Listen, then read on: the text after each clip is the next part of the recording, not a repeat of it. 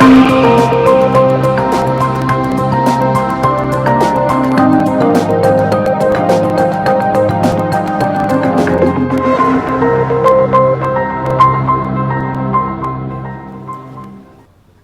Courts this week में स्वागत है आपका। मैं हूं आपके साथ नेहा दुबे। इस बुलेटिन में अगले आधे घंटे आपको कोर्ट से जुड़ी तमाम छोटी बड़ी खबरों से करवाएंगे रूबरू। कोर्ट की कार्रवाई सुप्रीम कोर्ट से लेकर हाई कोर्ट और लो कोर्ट तक के फैसलों को रखेंगे आपके सामने। तो आइए शुरू करते हैं कोर्ट्स दिस वीक।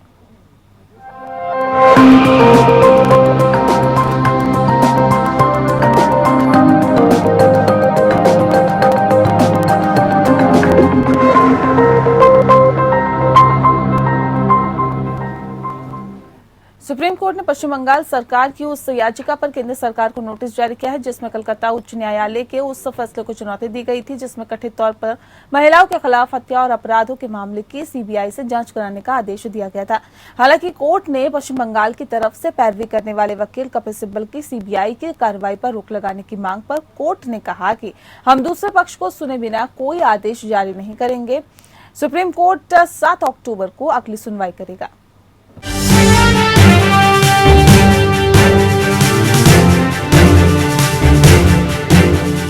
पश्चिम बंगाल विधानसभा चुनाव के बाद हुई हिंसा मामले में सुप्रीम कोर्ट में सुनवाई हुई। इस दौरान कोर्ट ने सीबीआई, चुनाव आयोग और केंद्र सरकार से जवाब तलब किया है।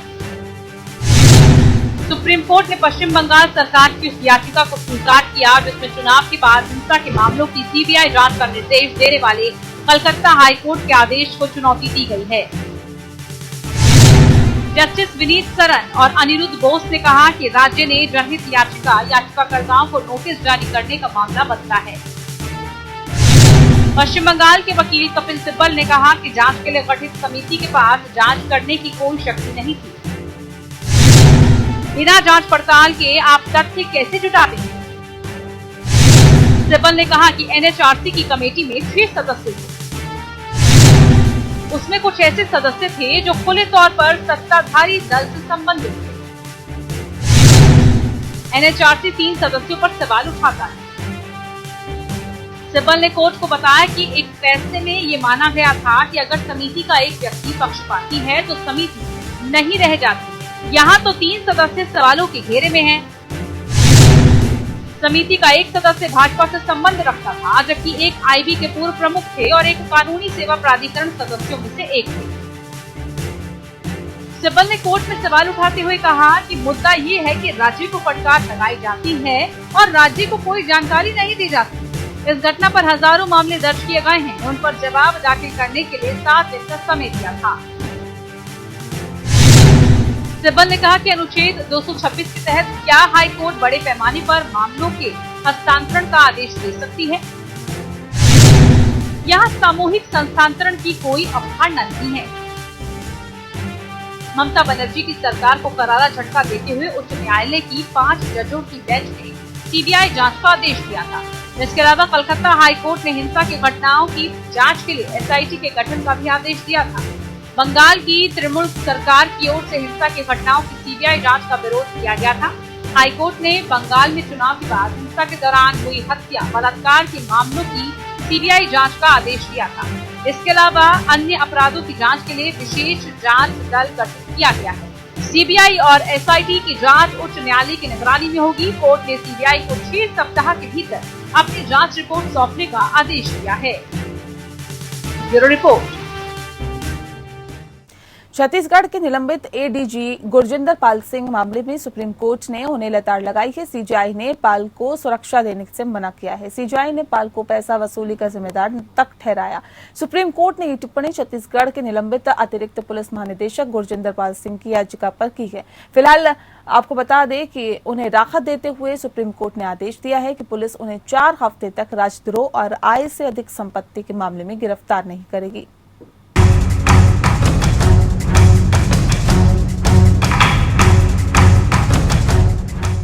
छत्तीसगढ़ के निलंबित एडीजी गुरजिंदर पाल सिंह के मामले में सुनवाई के दौरान प्रधान न्यायाधीश एनवी रमन्ना ने एक बार फिर से बड़ी टिप्पणी की। सीजीआई ने टिप्पणी करते हुए कहा कि आप हर मामले में सुरक्षा नहीं ले सकते। आप सरकार के करीब हैं तो आपने जबरन पैसा वसूलना शुरू कर दिया। सीजेआई ने कहा कि जब आपकी सरकार के साथ अच्छे संबंध हैं, आप वसूली करते हैं, लेकिन फिर आपको ब्याज के साथ भुगतान करना होता है, आपको जेल जाना होगा। आजकल ये बहुत ज्यादा हो रहा है। ये देश में एक नया ट्रेंड हो गया है। हम ऐसे अधिकारियों को सुरक्षा क्यों दें? हालांकि सुप्रीम कोर्ट ने निलंबित एडीजी गुरजिंदर पाल सिंह को राहत देते हुए अंतरिम संरक्षण प्रदान कर दिया। साथ ही छत्तीसगढ़ सरकार को नोटिस जारी कर जवाब दाखिल करने को कहा है। सुप्रीम कोर्ट अब निलंबित एडीजी के सभी मामलों की सुनवाई 1 अक्टूबर को करेगा। जीपी सिंह के वकील विकास सिंह ने कहा कि इस प्रकार के अधिकारियों को सुरक्षा की आवश्यकता है। पिछली सुनवाई में पुलिस अफसरों के सत्ताधारी दलों के साथ गठजोड़ पर सुप्रीम कोर्ट ने चिंता जताई। सीजेआई रमन्ना ने कहा कि देश में ये परेशानी करने वाला ट्रेंड है। सुप्रीम कोर्ट ने ये टिप्पणी छत्तीसगढ़ के निलंबित अतिरिक्त पुलिस महानिदेशक गुरजिंदर पाल सिंह की याचिका पर की। हालांकि फिलहाल उन्हें राहत देते हुए सुप्रीम कोर्ट ने आदेश दिया है कि पुलिस उन्हें 4 हफ्ते तक राजद्रोह और आय से अधिक संपत्ति के मामले में गिरफ्तार नहीं करेगी। इस संबंध में राज्य सरकार को नोटिस भी जारी किया गया है। अफसर को जांच में सहयोग करने को कहा गया है। दरअसल आईपीएस अफसर के खिलाफ आईपीसी की धारा 124 के तहत राजद्रोह और आय से अधिक संपत्ति के मामले दर्ज किए गए। इस मामले में अफसर ने 2 याचिकाएं दाखिल की हैं।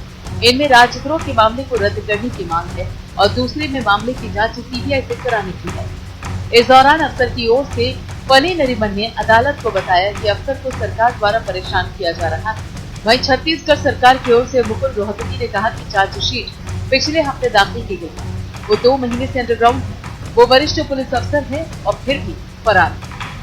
राज्य सरकार ने अनुपात से ज्यादा संपत्ति अर्जित करने वाले भारतीय पुलिस सेवा 1994 बैच के अतिरिक्त पुलिस महानिदेशक गुरजिंदर पाल सिंह को निलंबित कर दिया है। उनके पास से करीब 10 करोड़ से अधिक की चल अचल संपत्ति का खुलासा हुआ है। Bureau report. रोहिणी कोर्ट में हुई फायरिंग के मद्देनजर दिल्ली हाईकोर्ट ने दिल्ली पुलिस और दिल्ली बार काउंसिल को नोटिस जारी किया है और तमाम जिला अदालतों की सुरक्षा मजबूत करने की बात कही है। सुनवाई करते हुए न्यायमूर्ति रेखा पल्ली ने कहा है कि सुरक्षा सख्त करना बहुत जरूरी है। वकील भी इस तरह की घटनाओं को शिकार हो सकते हैं। याचिकाकर्ता ने सुरक्षा सख्त करने के लिए कई सुझाव भी दिए। दिल्ली की जिला अदालतों में सुरक्षा बढ़ाने की मांग का मामला दिल्ली हाईकोर्ट ने दिल्ली पुलिस और दिल्ली बार काउंसिल को नोटिस जारी किया है। रोहिणी कोर्ट की घटना की गंभीरता को देखते हुए दिल्ली हाईकोर्ट ने सुरक्षा के मामले में कहा कि अदालतों में सुरक्षा के मामले में गंभीर कदम उठाने की जरूरत है। दिल्ली हाईकोर्ट में बार काउंसिल की तरफ से पेश वकील ने हाईकोर्ट को बताया कि दिल्ली की जिला अदालतों में सुरक्षा के मसले पर दिल्ली के पुलिस कमिश्नर से मुलाकात की गई। दिल्ली की जिला अदालतों में भी सुप्रीम कोर्ट में दी जा रही सुरक्षा की तरह की सुरक्षा प्रदान करने के लिए कदम उठाए जाएंगे। दिल्ली हाईकोर्ट 11 अक्टूबर को इस मामले की सुनवाई करेगा। दरअसल महिला वकील दीपा जोसेफ ने दिल्ली की सभी जिला अदालतों में जरूरी सुरक्षा उपाय करने के निर्देश देने की मांग को लेकर दिल्ली हाईकोर्ट में याचिका दाखिल की है। याचिकाकर्ता की ओर से पेश अधिवक्ता रॉबिन राजू ने कहा कि रोहिणी कोर्ट वायरल वीडियो और तस्वीरें सोशल मीडिया पर प्रसारित होने के बाद वकील को मानसिक रूप से झटका लगा था। बार काउंसिल ऑफ दिल्ली ने अदालत को अवगत कराया कि पुलिस के साथ बैठक के बाद ये सहमति हुई कि राजधानी की जिला अदालत में सुरक्षा उच्चतम न्यायालय में बरामद किया जाएगा। पक्षों को सुनने के बाद अदालत ने इसकी रिपोर्ट दाखिल करने के लिए 1 सप्ताह का समय दिया और मामले को 11 अक्टूबर के लिए सूचीबद्ध किया। एडवोकेट दीपा जोसेफ द्वारा दायर याचिका में दिल्ली की जिला अदालतों में सुरक्षा में सुधार के लिए कई सुझाव दिए गए, जिसमें सभी अदालतों के प्रवेश द्वार के बाहर बायोमेट्रिक और पंचिंग डिवाइस लगाना शामिल है। साथ ही अदालत के प्रवेश द्वार पर सभी पुलिस कर्मियों को ये सुनिश्चित करने का निर्देश देने का भी अनुरोध किया कि वे अदालत परिसर में प्रवेश करने वाले प्रत्येक वकील के ID कार्ड की जाँच करें। याचिका में दिल्ली के सभी जिला बार एसोसिएशनों को अपने सदस्यों को अदालत के मुख्य द्वार पर पुलिस कर्मियों के साथ सहयोग करने के लिए कहने के लिए एक सलाह जारी करने का निर्देश देने की मांग की गई है। Bureau report. दिल्ली उच्च न्यायालय ने पिछले सप्ताह रोहिणी कोर्ट में फायरिंग की घटना के मद्देनजर दिल्ली की अदालतों में सुरक्षा के अंदर सुधार के लिए स्वतः संज्ञान याचिका पर नोटिस जारी किया है। फायरिंग में 3 लोगों की मौत हुई थी। साथ में कोर्ट ने सुरक्षा पर कई सुझाव भी दिए हैं।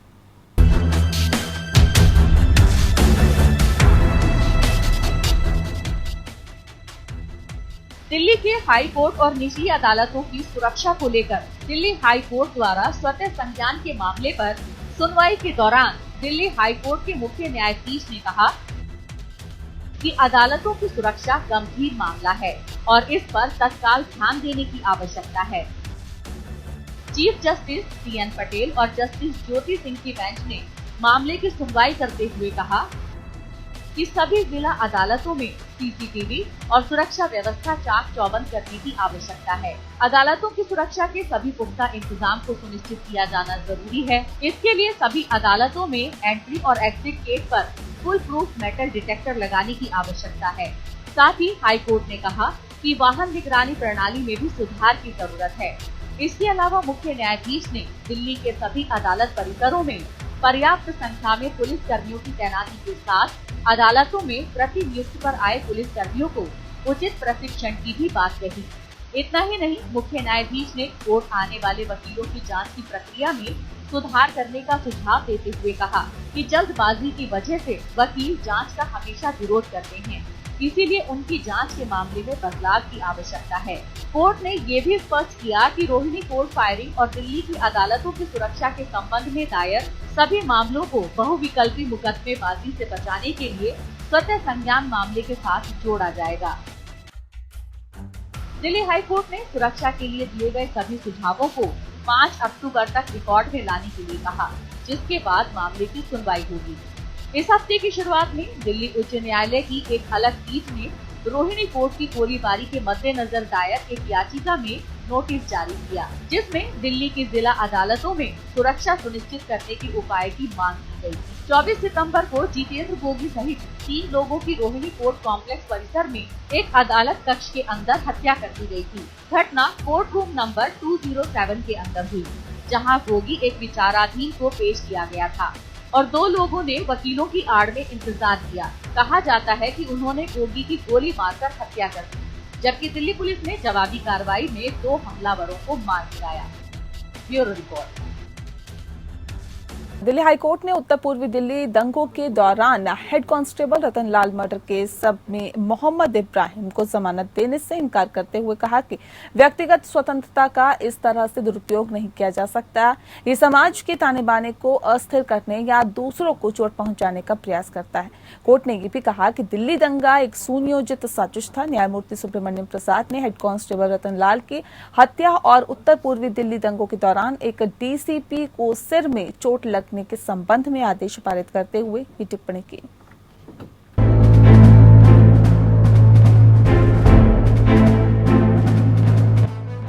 उत्तर पूर्वी दिल्ली में हुई हिंसा के मामले में दिल्ली उच्च न्यायालय ने तल्ख टिप्पणी की।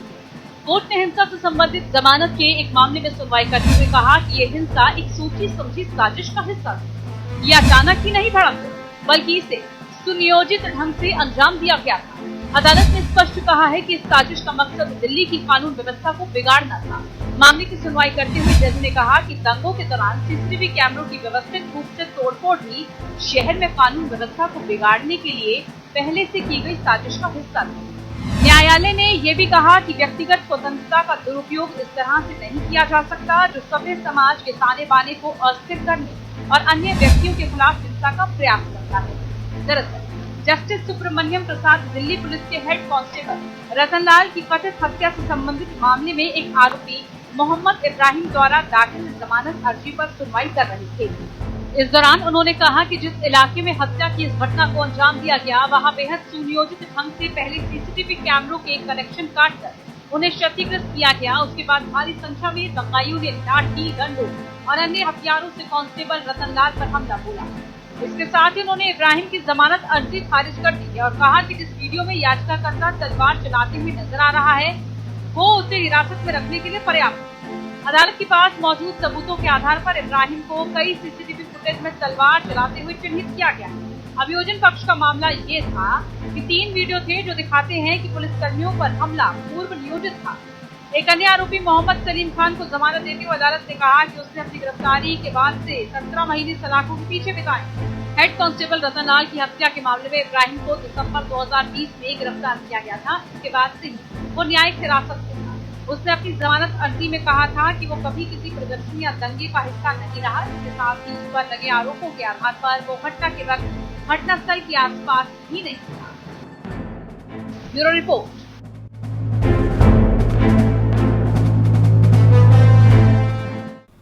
सुप्रीम कोर्ट ने मंगलवार को केंद्र सरकार को दिव्यांग व्यक्तियों को पदोन्नति में आरक्षण देने के लिए अधिकतम 4 महीने के अंदर निर्देश जारी करने के आदेश दिए हैं। शीर्ष अदालत ने केंद्र से कहा है कि इसे लेकर अधिकतम 4 महीने या उससे भी कम समय में ये निर्देश दिव्यांग व्यक्तियों के अधिकार अधिनियम 2016 की धारा 34 के प्रावधानों के तहत जारी किए जाएं।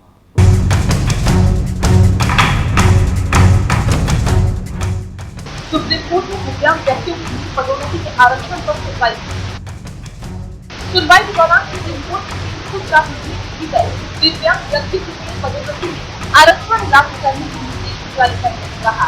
अनुसूचित जाति के लोगों की पदोन्नति में आरक्षण के अधिकार पर सुप्रीम कोर्ट के फैसले के फैसले पर स्पष्टीकरण मांगते हुए केंद्र द्वारा दायर आवेदन पर ये निर्देश जारी किया गया है। सुप्रीम कोर्ट ने कहा है कि हमारे फैसले में कोई अस्पष्टता नहीं है। सरकार 4 महीने में आदेश लागू करेगी। मामले की सुनवाई justice L Nageswara Rao, justice B R. Gavai और जस्टिस संजीव खन्ना की पीठ कर रही थी। जस्टिस एल नागेश्वर राव की अध्यक्षता वाली पीठ ने कहा, पहले दिए गए फैसले में और स्पष्टता नहीं है। पीठ ने केंद्र सरकार को 2016 की अधिनियम की धारा 34 के प्रावधान के तहत दिव्यांग व्यक्ति की पदोन्नति में आरक्षण लागू करने के निर्देश जारी करने को कहा। इस मामले में पूर्व याचिकाकर्ता सिद्धा राजू की ओर से पेश हुए वकील राजन मणि ने कहा कि कानून लागू होने के 5 साल बाद भी दिव्यांग व्यक्तियों के अधिकार अधिनियम 2016 के तहत इन पदोन्नति के संदर्भ में कोई निर्देश जारी नहीं किया गया है। उन्होंने कहा कि पीडब्ल्यूडी के लिए आरक्षण के कार्यान्वयन में देरी हो रही है क्योंकि अधिनियम के तहत आवश्यक निर्देश जारी नहीं किए जा रहे हैं। स्पष्टीकरण मांगने वाला सरकार का आवेदन निर्णय को कमजोर करने का एक और प्रयास है। पीठ ने एएसजी दीवान से पूछा कि क्या केंद्र ने 2016 अधिनियम की धारा 34 के तहत पदोन्नति में आरक्षण लागू करने के संदर्भ में निर्देश जारी किया है। दीवान ने कहा कि आदेश को लेकर कुछ स्पष्टीकरणों की दरकार होने के चलते कोई निर्देश जारी नहीं किया गया है, लेकिन पीठ ने कहा कि इसमें स्पष्टीकरण की जरूरत ही नहीं है और आवेदन का निपटारा कर दिया। जस्टिस एल नागेश्वर राव ने सवाल किया कि क्या केंद्र ने इस तरह के निर्देश जारी किए। एएसजी मामले दीवान ने जवाब दिया कि केंद्र द्वारा पदोन्नति में आरक्षण प्रदान करने के लिए कोई ऐसा निर्देश जारी नहीं किया गया है। कुछ स्पष्टीकरणों के आलोक में निर्देश जारी किए जा सकते हैं जो आवश्यक है। हम स्पष्टीकरण मांग रहे हैं ताकि हमारे निर्देश कमजोर न हो। Bureau report. सुप्रीम कोर्ट ने दिल्ली के बॉर्डर पर किसानों के प्रदर्शन के संबंध में दाखिल याचिकाओं की सुनवाई के दौरान केंद्र सरकार को फटकार लगाई है। कोर्ट ने कहा है कि राजमार्गों को हमेशा के लिए अवरुद्ध नहीं किया जा सकता। सुप्रीम कोर्ट ने केंद्र से कहा है कि कानून का पालन करवाना आपका काम है। शीर्ष अदालत ने यह भी कहा है कि किसानों को बॉर्डर से हटाने के मुद्दे पर केंद्र सरकार को कदम उठाना चाहिए। अदालत सार्वजनिक जगहों पर धरना देने के मामले में स्पष्ट दिशा निर्देश दे चुकी है और ऐसे में सरकार हमसे ये न कहे कि हम नहीं कर पा रहे हैं, आप हमें समस्या का हल बताएं।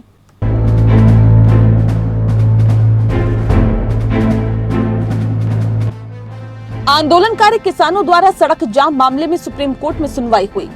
इस दौरान सुप्रीम कोर्ट ने केंद्र सरकार से पूछा कि वह राष्ट्रीय राजधानी में 3 कृषि कानूनों का विरोध कर रहे किसानों द्वारा सड़क की नाकेबंदी को हटाने के लिए क्या कर रही है।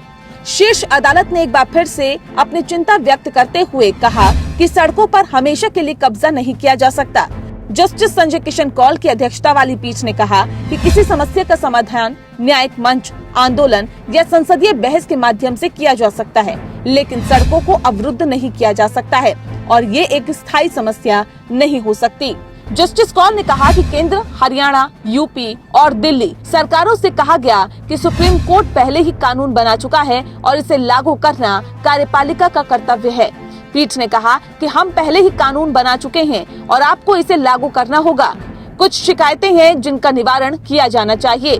शीर्ष अदालत ने सॉलिसिटर जनरल तुषार मेहता और additional solicitor general K M. Nataraj से विशेष रूप से पूछा कि सरकार इस मामले में क्या कर रही है। शीर्ष कोर्ट के जवाब में मेहता ने कहा कि बहुत ही उच्च स्तर पर एक 3 सदस्यीय समिति का गठन किया गया है। हमने आंदोलनकारी किसानों को बैठक में शामिल होने के लिए आमंत्रित किया, लेकिन वे बैठक में शामिल नहीं हुए। उन्होंने पीठ से अनुरोध किया कि इस मामले में विरोध करने वाले संगठनों को प्रतिवादी बनाया जाए। पीठ ने सॉलिसिटर जनरल को इस आशय का एक आवेदन दायर करने का निर्देश दिया। मेहता ने मोनिका अग्रवाल द्वारा दिल्ली और नोएडा के बीच आवाजाही में हो रही परेशानी को लेकर दायर याचिका में आंदोलनकारी किसान समूहों को पक्षकार बनाने के लिए अदालत की अनुमति मांगी। शीर्ष अदालत ने केंद्र सरकार को इस संबंध में एक आवेदन दायर करने की अनुमति दे दी है और मामले को सोमवार को विचार के लिए रखा है। पिछले हफ्ते हरियाणा सरकार ने सुप्रीम कोर्ट में हलफनामा दायर कर कहा था कि वे दिल्ली से सटे राज्य और राष्ट्रीय राजमार्गों पर सड़कों पर जमे बैठे किसानों को सड़कों से हटने के लिए मनाने के प्रयास जारी रखेगी, भले ही किसान इस मुद्दे को हल करने के लिए गठित पैनल से मिलने के लिए आगे नहीं आए। न्यायमूर्ति कौल की अगुवाई वाली एक पीठ ने शाहीन बाग विरोध से संबंधित मामले में पिछले साल एक निर्णय दिया था, जिसमें कहा गया था कि विरोध के नाम पर सार्वजनिक सड़कों को बाधित नहीं किया जा सकता और विरोध केवल निर्दिष्ट स्थानों पर ही होना चाहिए। Bureau report.